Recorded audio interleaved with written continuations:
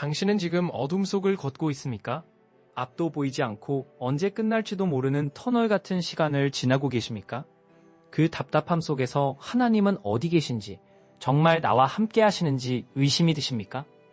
오늘 이 시간 우리는 함께 그 어둠 속에서도 결코 혼자가 아니었음을 발견하게 될 것입니다. 우리 인생에는 때때로 터널 같은 시간이 찾아옵니다. 질병으로 고통받는 시간, 경제적 어려움으로 막막한 시간, 관계의 단절로 외로운 시간, 꿈이 무너지고 희망이 보이지 않는 시간. 그 순간들은 마치 끝없는 어둠 속을 걷는 것처럼 느껴집니다. 출구는 보이지 않고 빛은 점점 멀어지는 것만 같습니다. 시편 23편 4절은 이렇게 말씀하십니다. 내가 사망의 음침한 골짜기로 다닐지라도 해를 두려워하지 않을 것은 주께서 나와 함께 하심이라. 주의 지팡이와 막대기가 나를 안위하시나이다.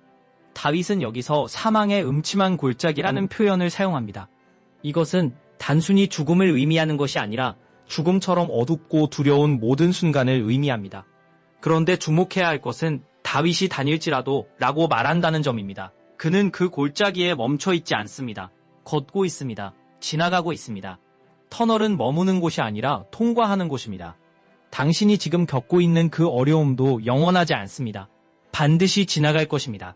더 중요한 것은 다윗이 주께서 나와 함께 하심이라고 고백한다는 점입니다. 그는 혼자 걷지 않았습니다. 하나님께서 함께 걸으셨습니다. 우리가 느끼지 못할 때에도, 우리가 알아차리지 못할 때에도 하나님은 우리와 함께 그 어둠 속을 걸으십니다. 요셉의 이야기를 생각해 보십시오. 그는 형들의 시기로 노예로 팔려갔습니다. 이집트 땅에서 종이 되었고 억울한 누명을 쓰고 감옥에 갇혔습니다. 13년이라는 긴 시간 동안 그는 어둠 속을 걸었습니다. 그 시간 동안 요셉은 얼마나 답답했을까요? 하나님께서 주신 꿈은 어디로 갔는지, 정말 하나님이 함께 하시는지 의심했을지도 모릅니다. 그러나 창세기 39장 2절은 이렇게 기록합니다. 여호와께서 요셉과 함께 하심으로 그가 형통한 자가 되어. 요셉이 노예가 되었을 때에도, 감옥에 갇혔을 때에도 성경은 반복해서 여호와께서 요셉과 함께 하셨다고 말합니다. 요셉은 그 순간에는 느끼지 못했을 수도 있습니다. 하지만 하나님은 분명히 함께 계셨습니다. 그리고 13년이 지난 후 요셉은 이집트의 총리가 되었습니다. 그는 기근으로 고통받는 수많은 사람들을 살렸고 자신의 가족도 구했습니다. 그때 요셉은 형들에게 이렇게 말합니다. 창세기 50장 20절입니다. 당신들은 나를 해하려 하였으나 하나님은 그것을 선으로 바꾸사 오늘과 같이 많은 백성의 생명을 구원하게 하시려 하셨나니. 요셉은 뒤돌아보았을 때 깨달았습니다. 그 어둡고 답답했던 터널 같은 시간 속에서도 하나님은 함께 걸으셨고 모든 것을 선으로 이끄셨다는 것을 말입니다. 그 13년은 낭비된 시간이 아니었습니다. 하나님께서 요셉을 준비시키고 단련하고 더 큰 계획을 이루기 위해 사용하신 시간이었습니다. 당신도 지금 그런 시간을 지나고 있을 수 있습니다. 왜 이런 일이 일어났는지, 언제 끝날지 알 수 없어 답답할 수 있습니다. 하지만 하나님은 지금도 당신과 함께 걸으십니다.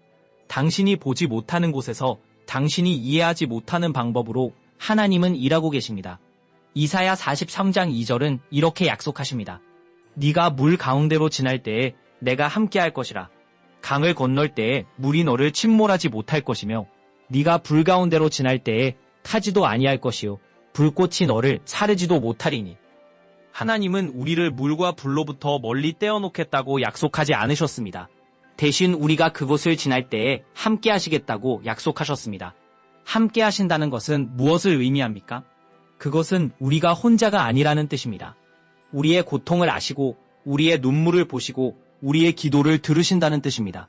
그리고 그 모든 것을 통해 우리를 더 강하게, 더 성숙하게, 더 하나님을 닮은 사람으로 빚어가신다는 뜻입니다. 로마서 8장 28절은 우리에게 확신을 줍니다. 우리가 알거니와 하나님을 살아가는 자, 곧 그의 뜻대로 부르심을 입은 자들에게는 모든 것이 합력하여 선을 이루느니라. 모든 것이 선을 이룬다는 것은 모든 일이 좋은 일이라는 뜻이 아닙니다. 나쁜 일도, 고통스러운 일도, 이해할 수 없는 일도 있습니다. 하지만 하나님은 그 모든 것을 사용하셔서 결국 선한 결과를 만드신다는 약속입니다. 터널을 지날 때에 우리는 무엇을 해야 합니까? 첫째, 계속 걸어야 합니다. 멈추지 마십시오. 포기하지 마십시오. 터널은 통과하는 곳입니다. 한 걸음 한 걸음 앞으로 나아가십시오. 비록 느리더라도, 비록 힘들더라도 계속 걸으십시오. 둘째, 하나님의 임재를 신뢰하십시오. 당신이 느끼지 못할 때에도 하나님은 함께 계십니다. 시편 139편 7절부터 10절은 이렇게 말씀하십니다. 내가 주의 영을 떠나 어디로 가며 주의 앞에서 어디로 피하리이까? 내가 하늘에 올라갈지라도 거기 계시며 스올에 내 자리를 펼치라도 거기 계시니이다. 내가 새벽 날개를 치며 바다 끝에 가서 거주할지라도 거기서도 주의 손이 나를 인도하시며 주의 오른손이 나를 붙드시리이다. 어디에 있든 어떤 상황에 있든 하나님은 함께 계십니다. 셋째, 과거를 돌아보며 하나님의 신실하심을 기억하십시오.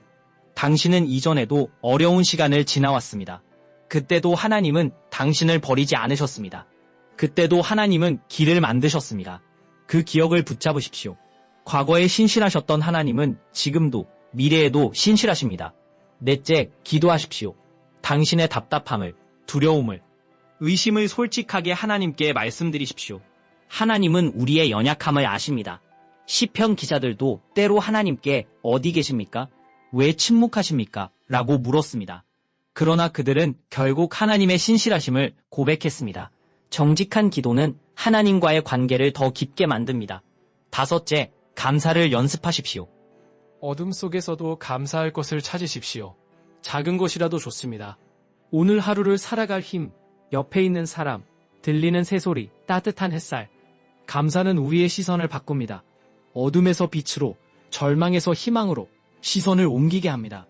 여섯째, 공동체와 함께 하십시오. 혼자 견디려 하지 마십시오. 믿음의 형제 자매들과 함께 기도하고 위로받고 격려하십시오. 전도서 4장 9절부터 10절은 말씀하십니다. 두 사람이 한 사람보다 나음은 그들이 수고함으로 좋은 상을 얻을 것임이라. 혹시 그들이 넘어지면 하나가 그 동물을 붙들어 일으키려니와 홀로 있어 넘어지고 붙들어 일으킬 자가 없는 자에게는 화가 있으리라. 당신은 지금 터널 속에 있을 수 있습니다. 하지만 기억하십시오. 터널에는 반드시 출구가 있습니다. 그리고 그 출구를 향해 걸어가는 모든 순간 하나님은 당신과 함께 걸으십니다. 당신의 손을 잡고 당신을 인도하시고 당신을 지키십니다. 언젠가 당신도 요셉처럼 뒤돌아보게 될 것입니다. 그리고 깨닫게 될 것입니다. 그 답답하고 어두웠던 시간 속에서도 하나님은 함께 계셨고 모든 것을 선으로 이끄셨다는 것을 말입니다. 그 시간은 낭비가 아니었습니다. 하나님께서 당신을 빚으시고 준비시키고 더 큰 계획을 이루기 위해 사용하신 귀한 시간이었습니다. 지금 당신이 걷고 있는 그 길 위에 하나님의 발자국이 함께 있습니다. 때로는 당신의 발자국 옆에, 때로는 당신을 업고 가신 하나님의 발자국만 남아있을 것입니다. 포기하지 마십시오. 계속 걸으십시오. 출구는 반드시 있습니다. 그리고 그 출구에서 당신을 기다리시는 하나님의 미소를 보게 될 것입니다. 오늘 이 말씀이 당신에게 위로가 되기를 바랍니다. 당신은 혼자가 아닙니다. 하나님은 지금도 당신과 함께 걸으십니다. 그 사실을 믿고 한 걸음 한 걸음 앞으로 나아가시기 바랍니다. 하나님께서 당신을 축복하시고 당신의 길을 인도하시고 당신에게 평안을 주시기를 기도합니다. 좋아요와 구독 부탁드립니다. 다음 영상에서 만나요.